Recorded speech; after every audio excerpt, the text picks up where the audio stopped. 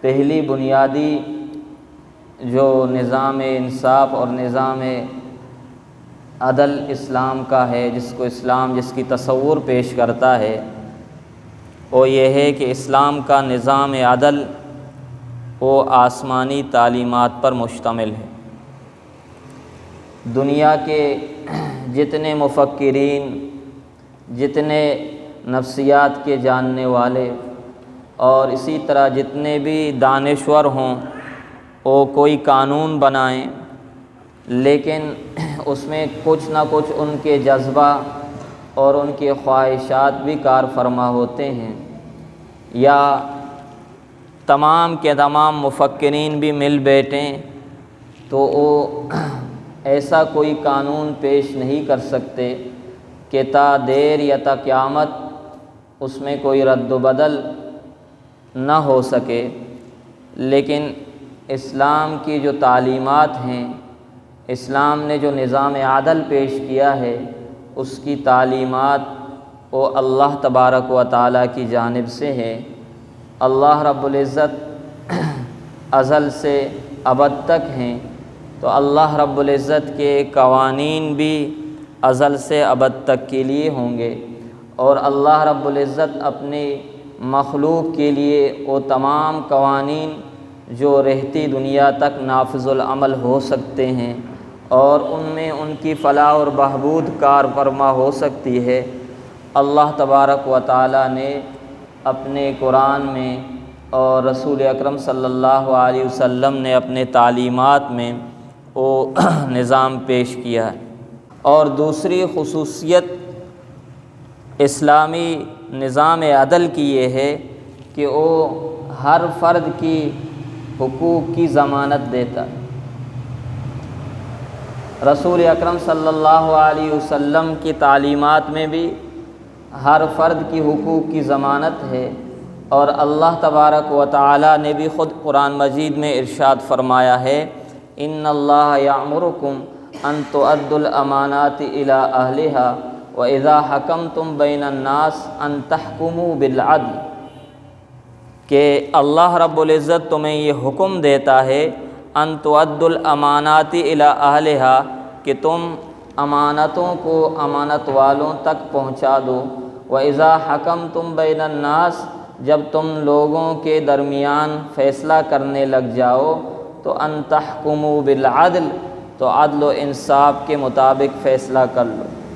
تو اسلام کے نظام عدل کی ایک امتیازی حیثیت اور امتیازی فرق یہ ہے کہ اسلامی نظام عدل میں ہر فرد کی حقوق کی ضمانت ہے۔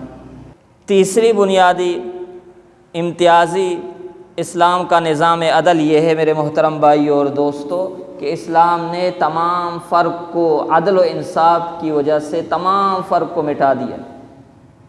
یعنی اسلام کے نزدیک چاہے کوئی غریب ہو چاہے امیر ہو، چاہے اجمی ہو یا عربی ہو، چاہے کالا ہو چاہے گورا ہو، چاہے اعلیٰ خاندان کا ہو یا اعلیٰ خاندان کا نہ ہو، عدل و انصاف میں اسلام کا نظریہ اور اسلام کا بنیادی امتیاز یہ ہے کہ اسلام نے اس فرق کو مٹا دیا ہے۔ ایک ہی صف میں کھڑے ہو گئے محمود و ایاز، نہ کوئی بندہ رہا نہ کوئی بندہ نواز۔ حضرت عمر بن خطاب رضی اللہ تعالی عنہ، حضرت ابی بن کعب رضی اللہ تعالی عنہ کے درمیان کسی معاملے میں جو ہے رنجشیں بڑھی، اور ان کا فیصلہ اس وقت کے قاضی حضرت زید ابن ثابت رضی اللہ تعالی عنہ کی عدالت میں پیش ہوا۔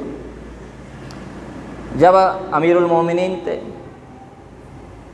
حضرت عمر بن خطاب رضی اللہ تعالی عنہ، جب زید ابن ثابت رضی اللہ تعالی عنہ کے عدالت اور ان کے قضاء میں پیش ہوئے، تو چونکہ امیر المومنین تھے تو حضرت زید ابن ثابت رضی اللہ تعالی عنہ نے ان کو بہترین جگہ بٹھانے کے لیے ایک جگہ خالی کرائی اور کہا، اے امیر المؤمنین آپ یہاں تشریف رکھیں۔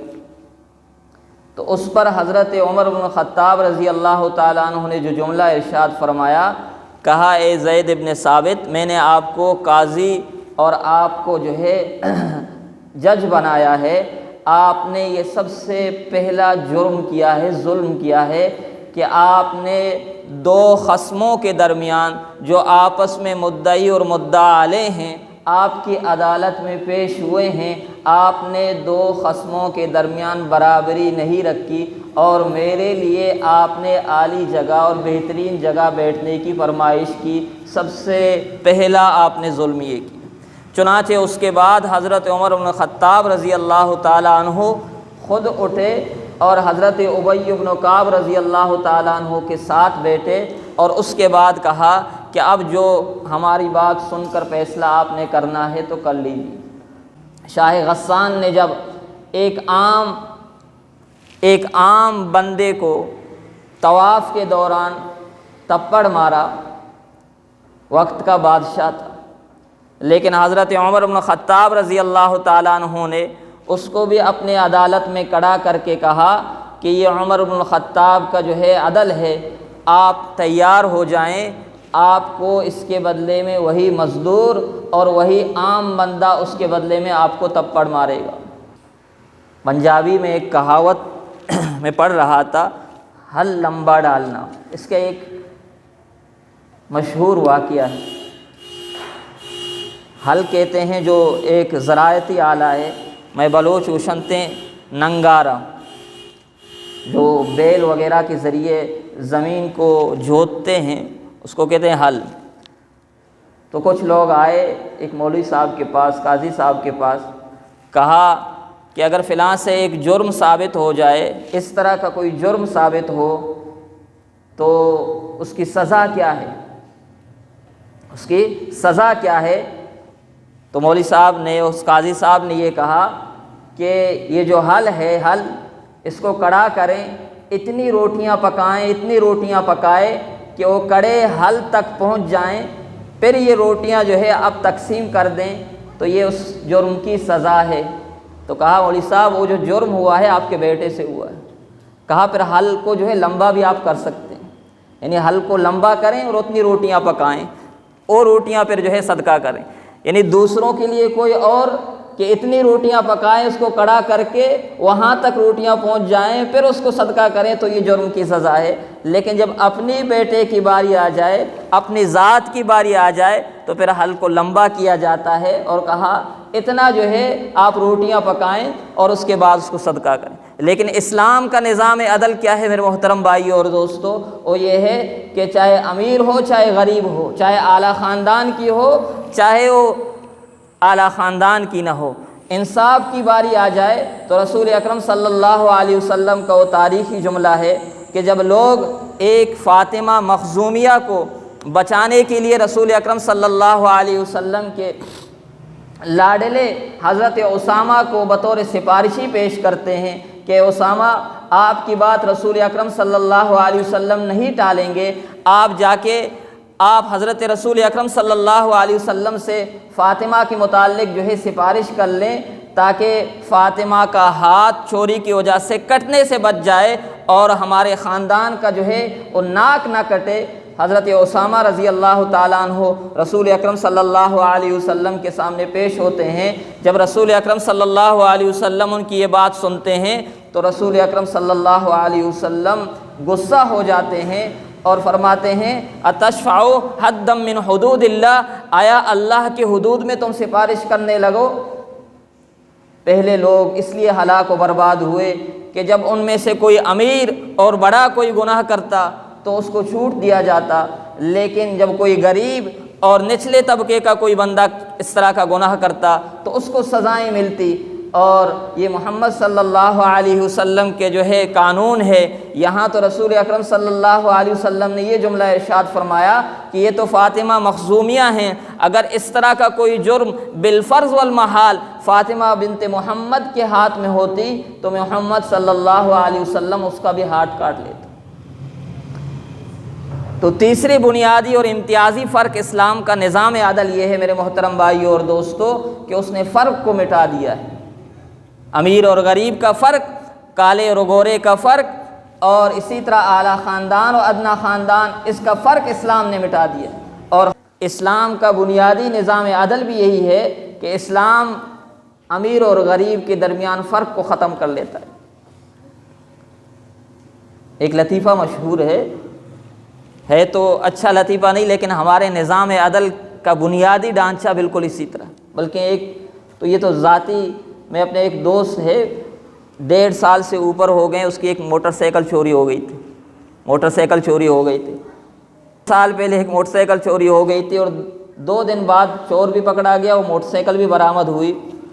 اب 1.5 سال کے بعد ابھی میں نے گزشتہ دن اس سے پوچھا، میں نے کہا کیا ہوا؟ کہ رے موٹر سائیکل تو لوگوں کی سفارش کی وجہ سے میں نے پولیس تھانے سے چھڑایا ہے، اپنے پاس ہے، لیکن حاضری دینے کے لیے جب بھی بلاتے ہیں تو موٹر سائیکل ساتھ لے جانا پڑتا ہے۔ 1.5 سال تک وہ موٹر سائیکل بیچارہ گھر میں رکھے ہوئے اور جا کے پیش کیا جاتا ہے یہ موٹر سائیکل ہے اور اس نے چوری کی 1.5 سال کے۔ یہ تو ایک مثال ہے، اس کے ہزاروں مثال ہیں۔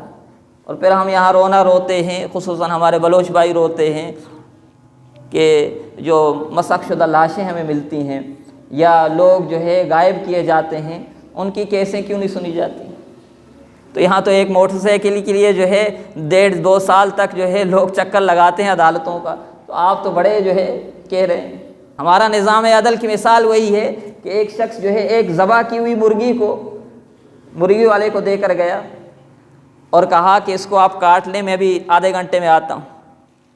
وہاں قاضی پہنچ گئے، قاضی نے کہا یہ مرغی مجھے دے دو، کہا یہ کسی بندے کی ہے اور وہ ابھی آ کے لے کر جائے گا۔ کہا جب آ جائے تو کہنا مرغی اڑ گئی، تو کہا آپ عجیب بات کر رہے ہو، اس نے مرغی ذبح کی ہوئی مجھے دی ہے، آپ کہتے ہو کہ آپ کہنے اڑ گئی۔ تو کہا آپ اس کو یہ کہتے ہیں، ظاہری بات ہے وہ مقدمہ لے کر میرے پاس ہی آئے گا، اب میں جان لوں گا۔ کہتے ہیں نا ہمارے جو بڑے ہیں، مقدمہ جب میرے پاس آئے گا تو میں ہی جان لوں گا کیا کرنا ہے۔ اس نے کہا اچھا ٹھیک ہے، آپ بڑے ہیں، آپ لے جائیں۔ ہے تو لطیفہ، لیکن ہمارا جو نظام عدل ہے سب اداروں کا بالکل اسی طرح ہے۔ اب اس کے بعد وہ شخص جب آیا، کہا میری مرغی، کہا وہ تو اڑ گئی۔ کہا یہ کیسی بات ہے، میں نے تو ذبح کی ہوئی آپ کو دی ہے۔ کہا نہیں اڑ گئی۔ کہا چلتے ہیں عدالت۔ کہا چلیں۔ جب جا رہے تھے راستے میں 2 بندے آپس میں لڑ رہے تھے، تو انہوں نے چھڑانے کی کوشش کی، تو یہ جو مرغی والا تھا اس کے ایک انگلی اس یہودی اور اس غیر مسلم کی آنکھ کو لگا، اس سے اس کی آنکھ ضائع ہو گئی۔ اس نے اس کو پکڑا، کہا آپ کو قاضی کی عدالت میں پیش کرتا ہوں کہ آپ نے میری آنکھ ضائع کی۔ اب یہ ڈر گیا کہ شاید مرغی والے مسئلے میں تو میں چھوٹ جاؤں، لیکن اس مسئلے میں کیسے چھوٹ سکتا ہوں۔ یہ جیسے ہی بھاگا، ایک میران پر چڑھا، مینار سے جیسے ہی چھلانگ لگائی، ایک بندے پر گرا، وہ بوڑھا مر گیا۔ ان لوگوں نے اس کو پکڑا۔ اب یہ 3 مقدمات ہوئے، قاضی کی عدالت میں پیش ہوئے۔ قاضی کو تو علم نہیں تھا کہ ایک کے بجائے 3، یک نہ شد 2 شد۔ تو اب لوگوں نے جب اپنے مقدمات اور مدعا بیان کرنے شروع کیے، اب قاضی نے سر پکڑ لیا، تو کہا ایک ایک کر کے میرے سامنے پیش کیا کرو۔ مرغی والا آیا، کہا میں نے اس کو مرغی ذبح کر کے دی تھی اور یہ کہہ رہے ہیں مرغی اڑ گئی۔ تو قاضی نے اس کو کہا آپ کو اللہ کی قدرت پر یقین ہے؟ کہا کس بات پر؟ کہا اللہ رب العزت مردوں کو بھی زندہ کر سکتے ہیں۔ کہا ہاں۔ اللہ بوسیدہ ہڈیوں کو بھی جوڑ کر پھر دوبارہ زندہ کر سکتے ہیں، یقین ہے؟ کہا ہاں یقین ہے۔ کہا پھر اللہ رب العزت مرغی کو زندہ کر کے اڑا نہیں سکتے؟ اس کو تو چھوڑ دیا۔ دوسرے کو پیش کیا تو قاضی نے کہا آپ چونکہ یہودی ہیں اور مسلمان کی دیت یہ ہے کہ جب مسلمان، آپ کی پوری دیت اس وقت ہوگی جب آپ کی دونوں آنکھیں ضائع ہوں، اس کے بدلے میں مسلمان کی ایک آنکھ ضائع ہوگی۔ پہلے آپ اس کو اجازت دیں، آپ کی دوسری آنکھ بھی پھوڑے گا، اس کے بعد آپ اس کی ایک آنکھ پھوڑیں۔ اس نے کہا جان چھوڑے، ایک آنکھ گئی، دوسری آنکھ تو سلامت ہے۔ تیسرا بندہ پہنچ گیا، اس نے کہا اب انہوں نے اس طرح کیا ہے کہ اوپر چھلانگ لگائے، ہمارا بندہ مر گیا۔ کہا یہ فیصلہ ہے کہ یہ وہاں مینار کے نیچے کھڑا ہوگا، آپ میں سے کوئی جا کے چھلانگ لگائیں اس کے اوپر، اگر مر گیا تو صحیح۔ اس نے کہا یہ اگر ادھر ادھر ہو گیا، کہا آپ کا بندہ ادھر ادھر کیوں نہیں ہوا تھا؟ تو اس کے بعد یہ انہوں نے کہا کہ جس کے پاس بھی قاضی کو دینے کے لیے چاہے مری ہوئی مرغی بھی ہو تو آپ اس سے چھوٹ سکتے ہیں۔ اسلام کا نظام انصاف یہ ہے کہ آسان ہو ہر ایک کے لیے اور فوری جلدی ہو۔ آخری بنیادی فرق اسلام کا نظام عدل کا یہ ہے کہ وہ غیر جانبدار ہو۔